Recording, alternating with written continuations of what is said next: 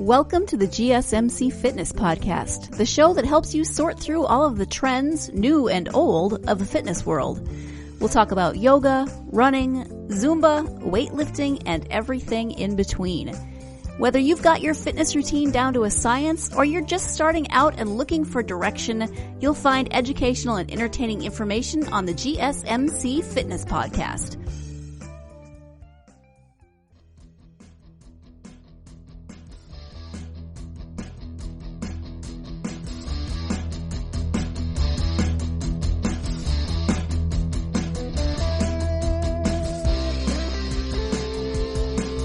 Welcome to the GSMC Fitness Podcast. I'm your host, Alexandra Barbar. Happy New Year, everyone. And good for you. Let's start this year off right with a new fitness podcast, a new mindset, new determination, and new knowledge for you guys and for me too. This is going to be a good year. Let's do this year right. Let's be healthy. It's going to be a great entire decade. What's the number one thing that happens around the new year? People start their resolutions, right? They start getting those in. They're determined, they're ready, they've partied, and now they're ready to start their goals. And one of the most common goals is to get in shape, to get that new workout routine in, to start that diet, to be consistent, to actually do it this time. Oh man. Whether you want to try a different type of workout, whether it's high intensity, whether you want to go to the gym, whether you want to get that beach body, or whether you want to fit into those jeans you wore in college or high school or whenever. It can be done. And New Year's, not a bad time to start. However, I personally am not a big fan of resolutions. And here's why. So, resolutions can be good. For some people, it's a good booster, a good starter, because everyone's starting all these great things together, which is awesome. It can be encouraging and wonderful. But then comes the pressure of everyone just bogging everything down on you, and they're trying to be encouraging, but I mean, you set this really high goal and you have to do it for an entire year. Are you kidding me? But you know, they say it takes 30 days to make a habit, right? So it can't really be that stressful. I mean, 30 days is enough to push and then it'll just be easy sailing, right? But then do you even make it through that month? And if you make it through that month, it was super, super stressful. And then second month comes along and you know, you're wavering a bit. Maybe you don't really go through with your resolution for a couple days, and third month comes around and, yeah, by then, maybe you've stopped about halfway, if not completely. Resolutions actually stop quicker than I expected. And, yeah, it just makes you feel bad about yourself. But that's not the only reason I don't like resolutions. I have actually very rarely even made a resolution for myself, even fitness-wise. Because, well, when I have a goal, I just make it in that moment. I say, okay, I'm going to do that right now. Or, if I can't for whatever reason, I'm going to do it when I finish this semester of college or whatever it is. That's when I'm going to start this month. And then I make a plan and I start. Is it always successful? No, but I feel like it's more successful than a New Year's resolution because there's less pressure of having that I have to do this consistently for an entire year or I'm a failure and I didn't complete my New Year's resolution. So besides other things you need to get done that year or goals you have that you want to complete, that puts a lot of stress on your fitness. And not just your fitness goal, I mean your actual body fitness. Stress affects the body as much as it affects the mind. So you need to be stress-free, y'all. If you even want to set a fitness goal, a fitness resolution, which I still recommend you do if that's what you want to do. I think that's admirable and awesome that you want to be healthy or fit or whatever it is. You gotta be a little careful about how you do it. So my advice is don't stress. If you have a great resolution that you're excited about, by all means do it. Start it. Get that workout plan ready for the new year. Write down exactly what you want to do, how you want to do it, however you feel organized. Download that app. Organize it within the app. Talk to a fitness coach. Get that gym membership right now. Get a little head start. Just get that head start in right now if you want. That'll make it easier, I think, to move forward with everything. But if you're freaking out, why not wait a little bit? Just give it some time. Everyone's starting. Let everyone else start first, okay? Give them the head start. That's okay. You can still have some great progress, if not a completely bangin' beach bod by the summer, even if you wait. I promise. Take your time. Just wait. Let that hype finish. Get over that hangover. And then start. Start with your step 1. What's your step 1? And start that.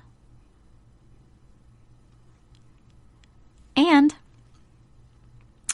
another great reason to wait is during that time, you can talk to everyone about what they're doing and their progress throughout that week, and you can get your own ideas for what to do. Maybe you don't have a routine, you'll get ideas for a new routine, or maybe your routine is tired and not as beneficial as it used to be, or not getting you quite where you want to be. So this is a good time to let everyone else explore for you while you save your mental health and therefore also your physical health. Stress is gone, and you might have a better chance of following through with that resolution. When everyone else starts to die down with it, you'll keep going. Or maybe you'll pick up even more because you're encouraged that you've made it so far. It's also a good motivator, seeing how far you've come and that you're able to do it for so long. Personally, this year, I don't have a fitness New Year's resolution at all. I simply have my regular goals that I've wanted since I started more regularly working out. And some of those are being realized. And we can talk a little bit more about that after a quick break. I'll be right back, y'all. Do you want to be healthier, yet you just don't know what to do? All these shows telling you this and that, but nothing seems to work. Well, listen close. Golden State Media Concepts has got something great for you. The Health and Wellness Podcast, dedicated to workout trends, healthy eating habits, diet, and everything about healthy living. Join us in our banters as we help you not just live life to the fullest, but live it to the healthiest.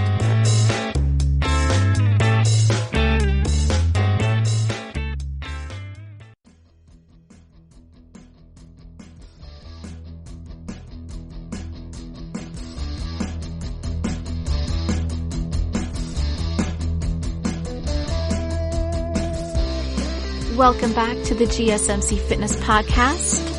This is Alexandra, and in the last segment, we talked a little bit about New Year's resolutions and the stress that can come with that very common fitness resolution, and how a lot of people kind of, trickle off with it.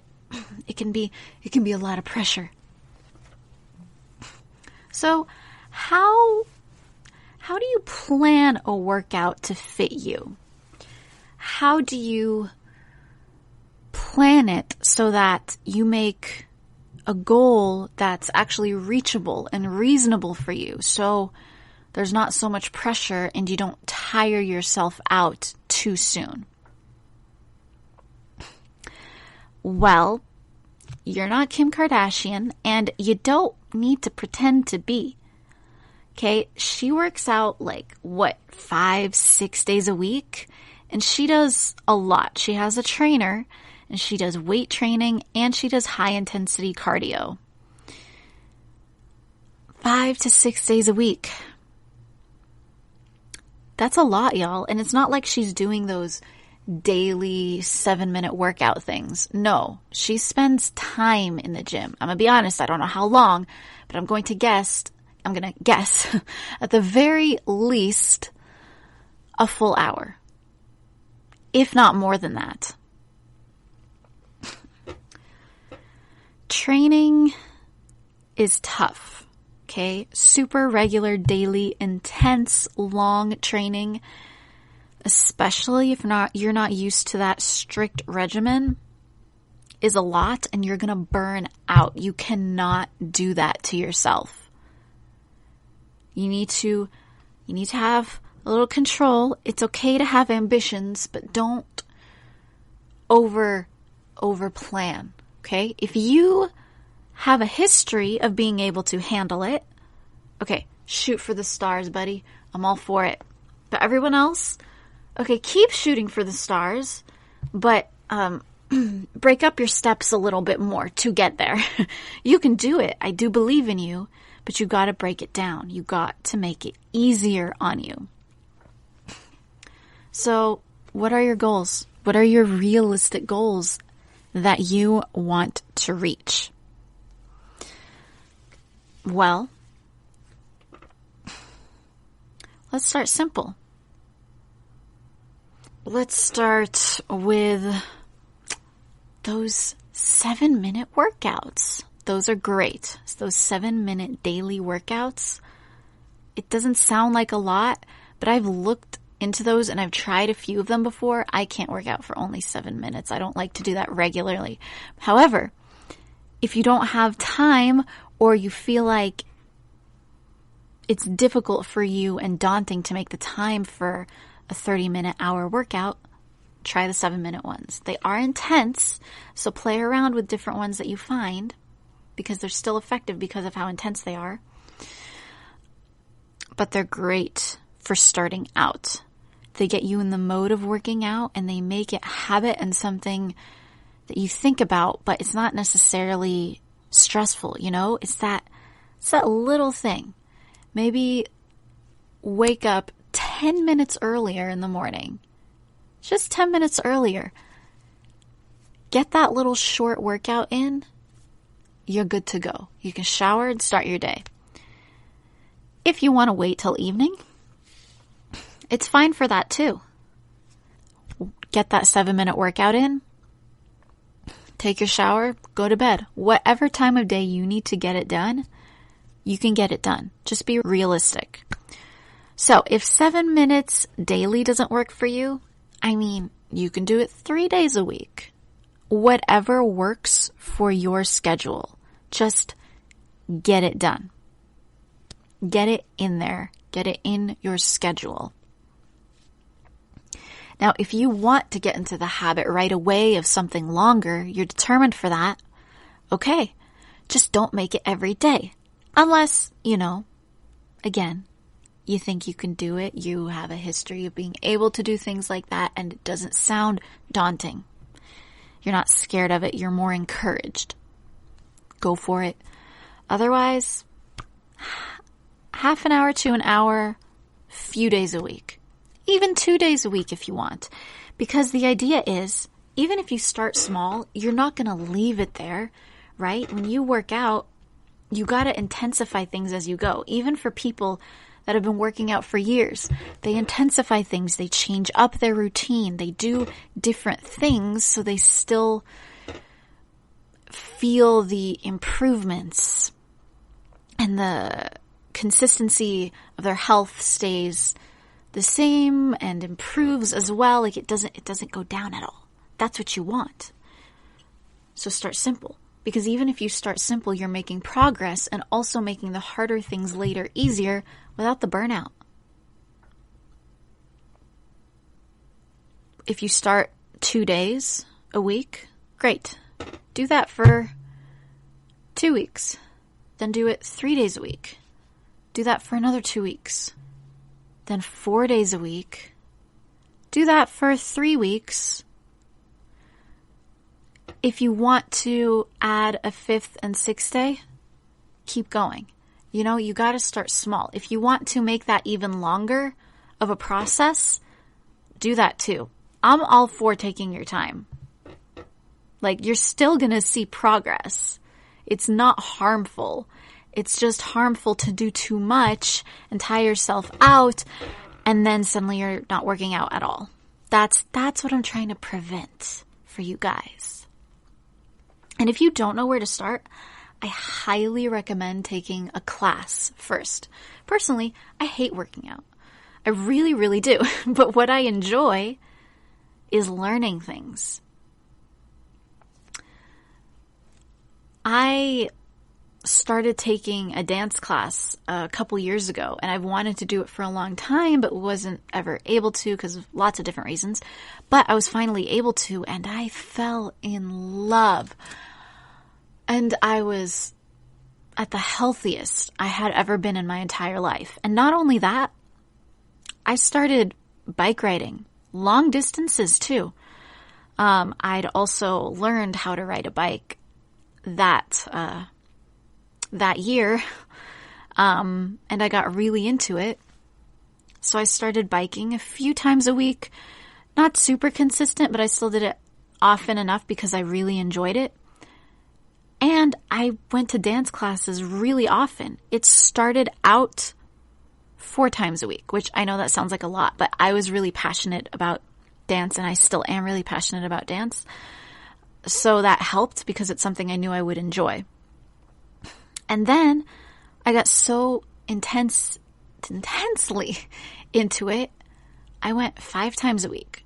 Occasionally, if I was busy or felt burnt out, I would go 3 times a week, or, occasionally it happens. Sometimes you get sick. I just didn't go for a week, or there's a holiday, that happened. You get a little break.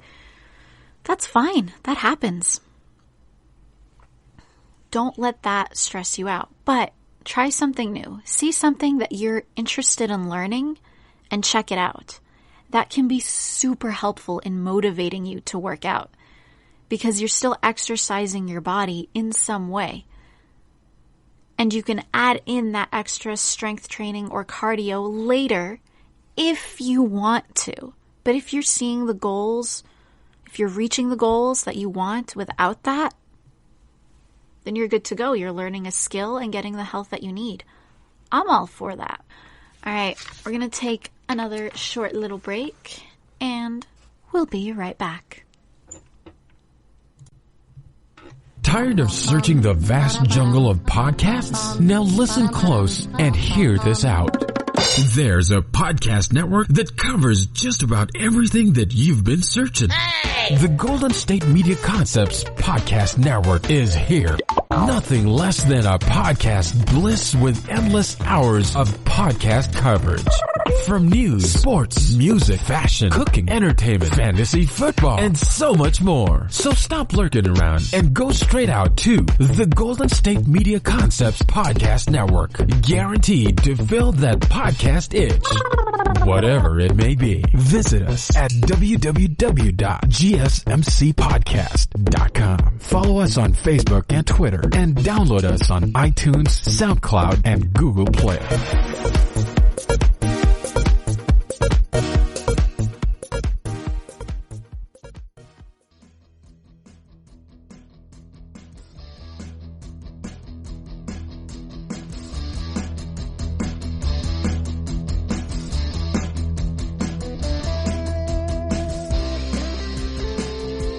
Welcome back to the GSMC Fitness Podcast. Earlier, we discussed how to start your fitness resolution the right way without feeling overwhelmed and without just giving up, because it can be stressful. It's a lot of pressure, guys. I totally get it. And sometimes we just can't complete a New Year's resolution. Okay, a little more than sometimes. That happens to most people. Let's be real here, guys. Let's be real. It's okay. New Year's causes a lot of pressure on people, which is fine. Just got to know how to handle it. So, besides the active portion of the resolution, people are going to have other kinds of resolutions. Food-wise, a big one that I've seen, well, we've always seen from the beginning of everything, is cutting down on sugar, if not removing it completely. That's really common to do, whether someone is training for something specific or they just feel the need to do it just to be healthier. Totally normal. Totally fine. But sugar cravings, those are super common, even for people that like sugar. Actually, especially for people that like sugar. But no matter what your fitness level is, what kind of food you eat, sugar cravings happen. Whether you have a sweet tooth or not, they're not a bad thing. Cravings in general, not a bad thing. I promise. They will not destroy you. You don't have to struggle to ignore them. Actually, you shouldn't ignore them. That is the opposite of what you need to do. When you crave something, that's your body giving you a signal. That's your body telling you, hey, you need something. So here's this feeling we're giving you so you can try to find whatever it is that your body needs. And when you crave sugar, it could be a number of things. It could be your body could want carbs. Your body could want fruit. Or you simply could be thirsty, because honestly, any kind of hunger could be an indication of thirst. A lot of people carry around giant bottles of water all day long to stay hydrated, which is awesome because, you know, our body needs the water, but it also affects our craving and what we eat. So make sure you stay hydrated because your body needs it, and it'll also prevent you from overeating the sugar because, you know, that happens. What can you even eat if you're having sugar cravings, and what should you eat? Well, like I said, I mean, it could be an indicator of multiple things. You got to learn your body, see what it needs. But it helps if you make sure you have enough carbs during the day. That definitely helps. People are always very upset about carbs, which I understand. However, they are important and we still need them. So make sure you get the right carb intake. And along with that, make sure you eat enough fruits. If you're craving something sweet, eat some fruit. Or if you're not in the mood for fruit, have some nuts. That definitely helps with that sweet craving. Along with that, drink some water. Just find some combination, some kind of snack to keep you busy. It will help you get that sugar intake that you need without the chocolate, the lollipops, the cakes, the muffins. No white sugar. But don't be discouraged, okay? You need to handle it casually. Don't stress yourself out. Just like with resolutions, don't stress yourself out. Start simple. If you break and have some chocolate, it's okay. Maybe just cut that portion size down. Stop yourself before going too far, if possible. And that will help you for next time. You need to get your body in a routine to get used to however you're changing your diet. And it helps, what will help if you don't remember to stay hydrated or make sure you have a snack in between a meal, or in between meal times. Set an alarm on your phone for snacks. I'm not even kidding. Like, take out your phone right now and set an alarm for drinking a cup of water and eating an apple, or having some nuts and yogurt. Whatever you need to do, set that alarm to help you. And that will help knock out those cravings. All right, we're going to take another break, and we'll be right back. The GSMC Life and Happiness Podcast takes you on a journey of exploration. We'll discuss tried and true methods alongside the latest trends of how to best live your life to its fullest and happiest. From psychology to meditation, science to self-help books, the GSMC Life and Happiness Podcast will help you to discover what makes you happy and how you can live life being the best you possible. Download the GSMC Life and Happiness Podcast on iTunes, Stitcher, SoundCloud, Google Play, or anywhere you find podcasts. Just type GSMC in the search bar.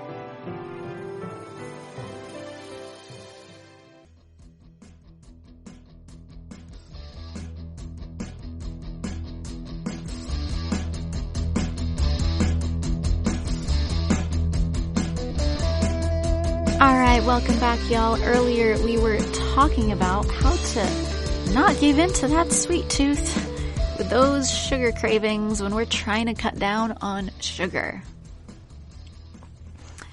So we're going to continue on that thread, because as you cut down on sugar, you're going to realize, man, everything has sugar in it. But it's okay. It's okay. Don't stress. Added sugar is in most packaged foods. And sadly, that causes adults to eat double or triple of the recommended amount of sugar for our body. That's quite a lot, especially because it's not, healthier sugars, natural sugars. It's white sugar, processed sugar, not organic and nice. So that can cause some stress when shopping for food and coming up with recipes, trying to cut out all the sugar that we can while still getting the sugar that our body needs. Well, honestly, the best place to start is to find a diet or make your own. If you don't know where to start, do some research on how to cut out sugar. And I'm sure a million diets will come up. You'll find some suggestions, some recipes to help you out, some brands to stick to avoid, that sort of thing. Or, actually something I encourage is making your own diet. Make something to suit your body. Everyone's bodies are different. Obviously, if a diet's good, it's good and it can work for a lot of people. However, everyone's body is different. So, make your own diet. That's what I say. Well, how do you make your own diet? Well, start small. Cut out what's easiest to cut out. Cakes. Any kind of cakes, ice creams, desserts, really sugary pies, lollipops, chocolate, things like that. Cut those things out, but you don't have to do it 100%. If you have a cheat day, have your cheat day. That's not a bad thing. But don't gorge on your cheat day, okay? Use the tips I mentioned earlier to help soothe those sugar cravings. You really need to pay attention to that. But do you even need to follow that strict diet that you make, whatever you decide to do with it? I mean, not necessarily. I personally don't follow a strict diet. Now, if you have a very specific goal, a fitness coach,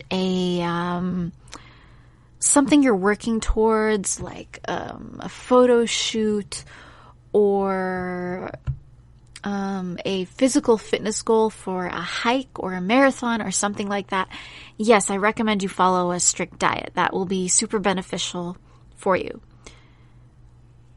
But on your average everyday fitness, no, you don't. You don't need to stress out about counting calories or anything like that. You don't need to worry about that sugar intake. I just personally am not a huge sugar person. I don't have the biggest sweet tooth in the world, but I do get cravings every once in a while. And when those cravings happen, they're real big, like I'll gorge. So I need to watch myself for gorging. And the best way to do that, for me, man, sometimes I don't even do it successfully. I'll just honestly buy a whole bag of mini Reese's and I'll eat those in, way too quickly. But even if you gorge, I'll tell you this. If you've been doing really well consistently before the gorge, you don't need to beat yourself up about it because it's way easier to get back on track. Trust me.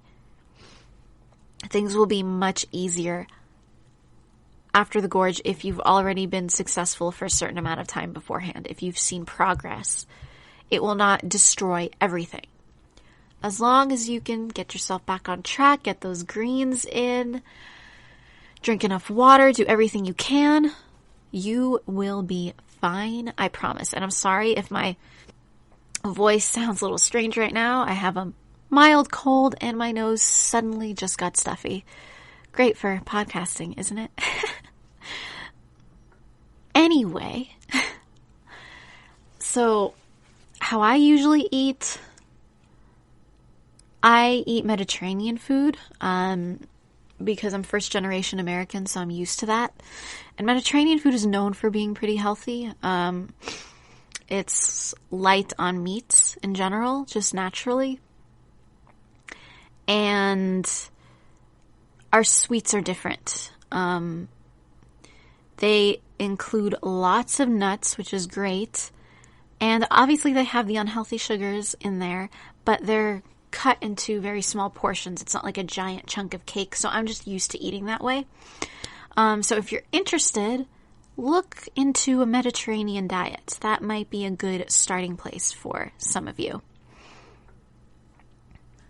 If you don't know what consists of a Mediterranean diet, just to simplify it a little bit, it's, well, personally, I like to eat a lot of rice, but a healthier option is cracked wheat, I believe it's called.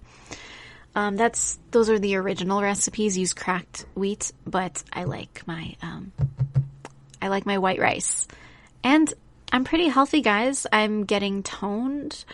I'm pretty much almost at every single goal I want to meet regarding health and fitness. And I was at that point previously. I was 100% there, actually. But my lifestyle recently changed. So that brought back my progress a little bit. But because I was consistent for so long, I'm getting there again real fast. And on that super encouraging, I hope, note, we are going to take another break. We'll be right back. Still on the search of that one true love? On the limbo in this crazy world of dating, marriage, relationships? Well, listen to the Golden State Media Concepts Relationship Podcast, your one-stop podcast for everything about relationships.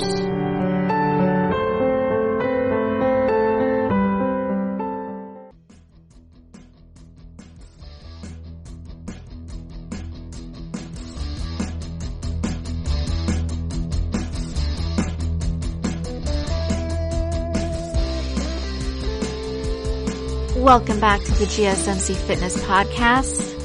Previously, we talked about sugar, about ways to help with that sweet tooth, and how to start making your own diet and fixing it to you and your body and your goals regarding eating less sugar.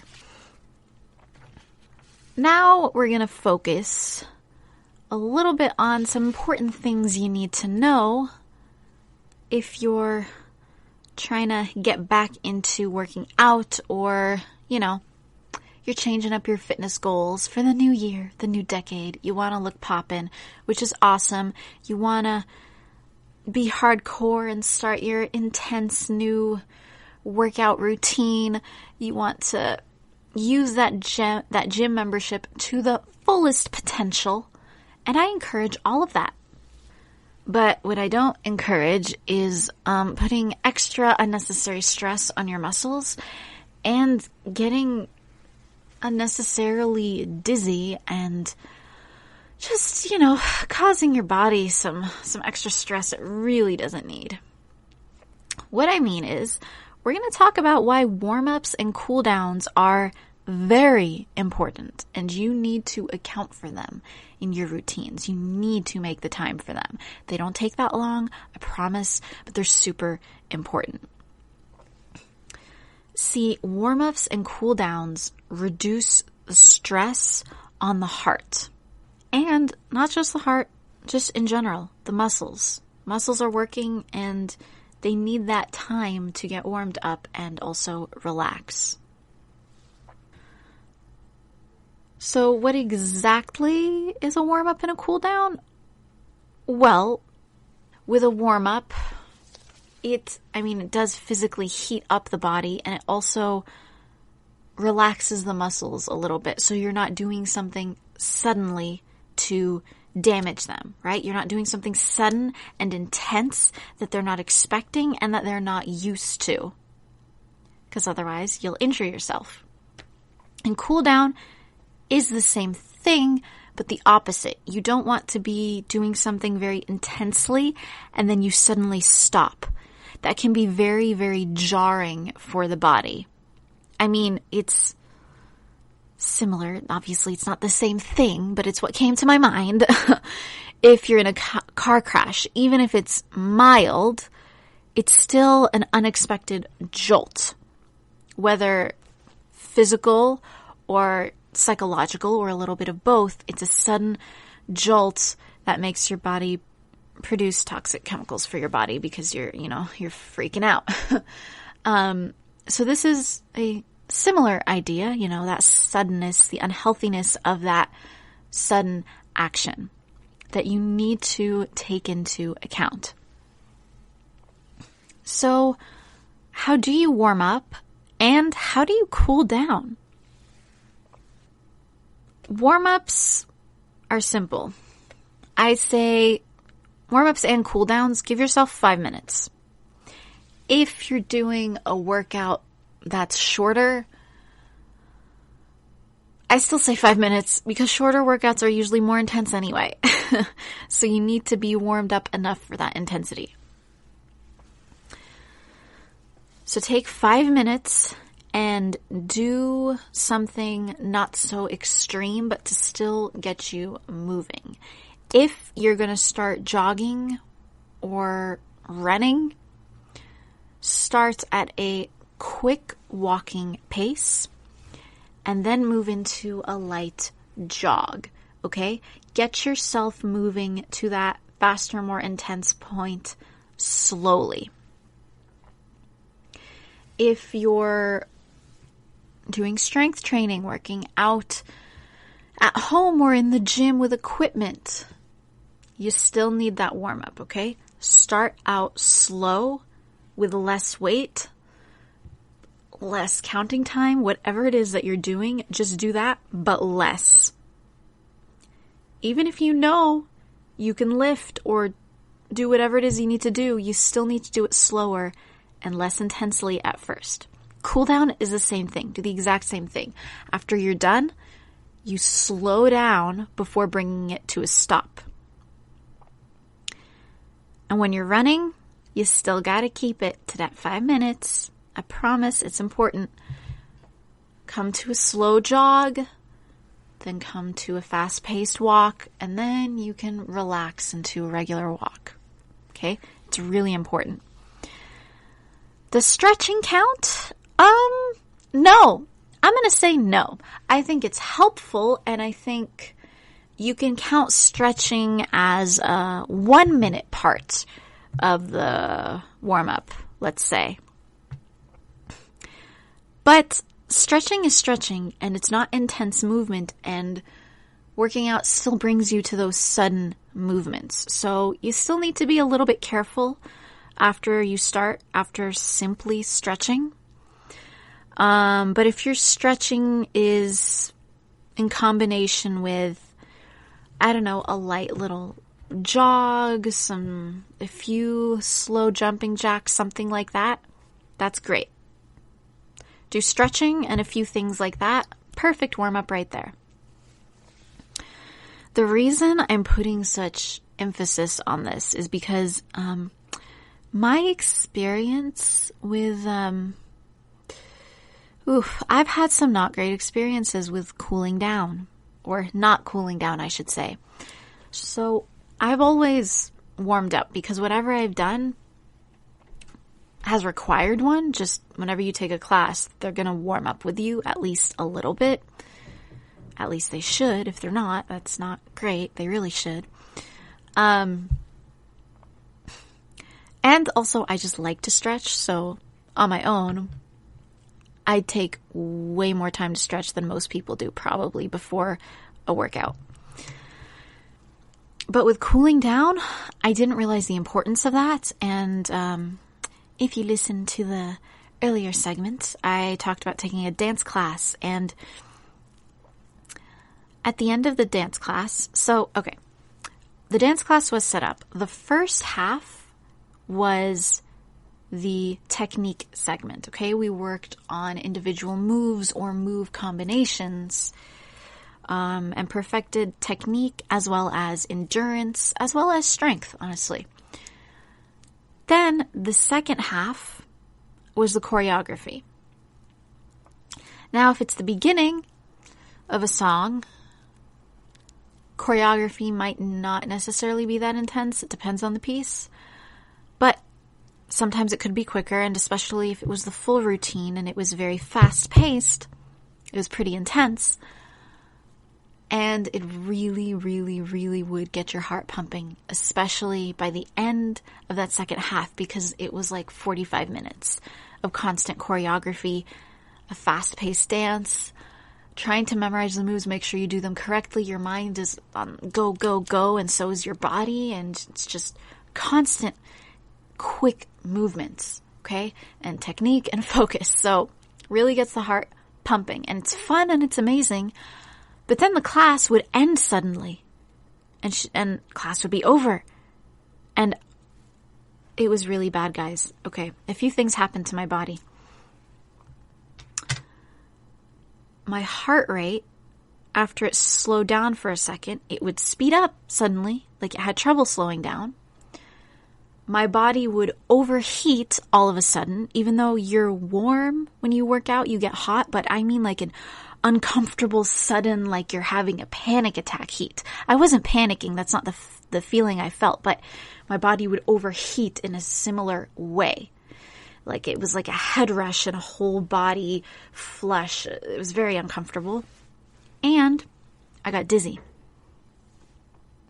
All of that happened very immediately after I stopped moving, by the way, because of how sudden. And that happened too often. Luckily, I didn't catch it the first time. I didn't understand what was happening. But after a few times, I was like, this is an issue. How do I fix it? And that's how I learned about cool downs and how important they are. Guys, that's not healthy. If I continued that for who knows how long, I might have, actually fallen from dizziness or passed out, or I was putting so much strain on my heart. I'm not trying to scare you. I'm just trying to tell you it's really not good to avoid cool downs or warm-ups. cool downs are important too. You need to make sure you slow down what you're doing. And when you're done slowing down, if you can, take a minute or even 30 seconds. Do a quick stretch too to help your muscles not lock up. Okay? Make stretching like a minute of your cool down time, and the rest of it is just slowing down or slowly speeding up. Okay? It's important, guys. So now I pay real close attention to that, that warming up and that cooling down. All right, we'll be right back, guys. We're going to take another short break. See you soon.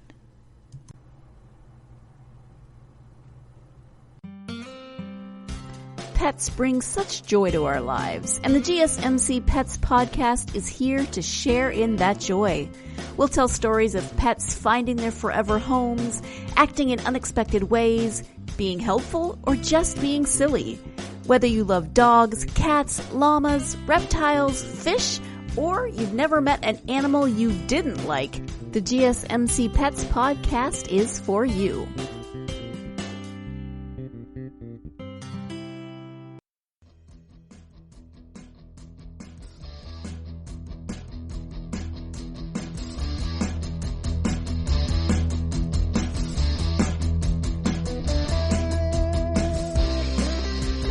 Welcome back, guys, to the GSMC Fitness Podcast. Earlier we talked about the importance of warm-ups and cool-downs. Very important, guys. And before that even, we talked about short daily workouts and how beneficial those can be to, honestly, anyone at any stage in fitness, but also particularly for people first starting out or that don't have a lot of time to work out. Now, I mentioned before to include your warm-up and your cool-down times.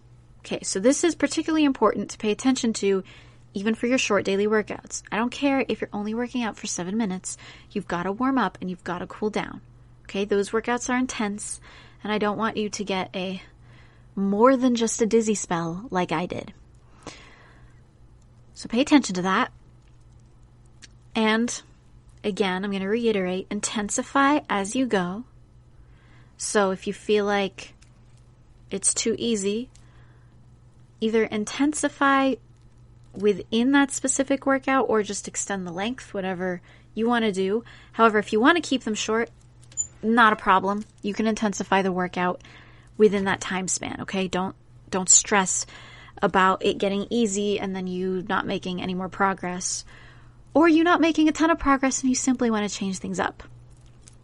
You can change up the exercises so that they're more beneficial to your particular situation and your body. So, what specific moves do I do and why? And how do I schedule it and why? All fun questions. I personally don't like short workouts, so I don't really do them regularly. I prefer working out for at least an hour, if not longer. Depending on how I feel during the workout, what I'm doing that day. My schedule's a little flexible right now because I'm a grad student. But when I do have short workouts, it's because I don't have time, but I still want to get in that fitness. I still want to get something in there. So I schedule, honestly, whenever I want. If I suddenly have the time, I know I need to take a shower before I leave, I will cut out some time out of my shower. Honestly, I will. I'll take a faster shower, super fast shower, just to get in that really quick workout. Because for me, personally, my average shower, if I'm not washing my hair, is, well, not average, the most is 20 minutes. But I can take a shower as short as 5 minutes if I really have to. So I don't mind cutting into that time to work out. Now, if you're like me and you have a whole issue with your hair, and that's a process,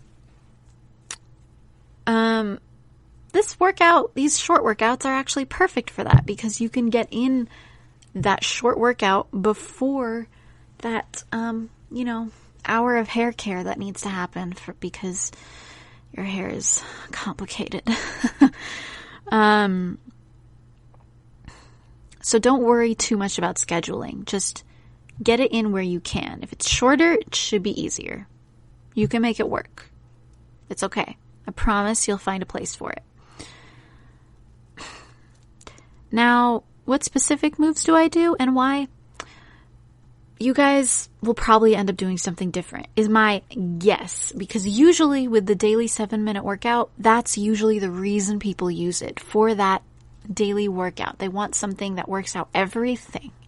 Or they have it set up like, okay, leg day workout, booty day workout, arm day workout, ab day workout, whatever it is. I don't work like that. I like working it out, everything together. I'm more of a slow and steady wins the race kind of person, so that's probably why. But it's up to you, however you want to organize it. So with my short workouts, because of my goals, I focus on the abs and the triceps. And if I have extra time, I'll do a little bit of leg work too. But if I am working the abs, I'm usually going to be working the legs a little bit anyway, so there's kind of that benefit. And those in themselves will help with the booty, so you still get a little bit of everything. And triceps too. If I focus on the triceps, I'm still getting a little bicep in there too. So, I mean, there's a little bit of everything in there. The only thing I'm not really getting with these workouts is cardio, because they're not, the way I do them, they're not super, super, super intense. They're just enough to, for me, maintain. But I would recommend, if you want to do what I do and just save these short workouts for when you don't have time, I recommend planning them out and making them more intense than what I do. What I do is a little bit more casual, but I know most people with fitness goals don't necessarily want to be super casual about it. If you can afford it, I recommend you do it. But, you know, if you want those to get to those goals quickly and you like that intensity, that'll give you progress much quicker and you'll feel great for it, if that's what you want. So that's it for today, really. Thank you for listening to the GSMC Fitness Podcast, brought to you by the GSMC Podcast Network. I'd like to ask that you please remember to subscribe to the show and write a nice review. That really helps us out, guys. And follow us on Facebook, Twitter, and Instagram. Thank you guys so much. Have a wonderful new year. I wish you all the best in your fitness resolutions. And I'll see you next time. You've been listening to the GSMC Fitness Podcast, part of the GSMC Podcast Network. You can find this show and others like it at www.gsmcpodcast.com. Download our podcasts on Stitcher, Apple Podcasts, SoundCloud, Google Play, and any app where you listen to podcasts. Just type in GSMC to find all of the shows from the GSMC Podcast Network. From movies to music, from sports to entertainment, from business news to weird news, we cover it all. You can also follow us on Twitter and Facebook and listen to these podcasts on YouTube. Thank you, and we hope you have enjoyed today's podcast.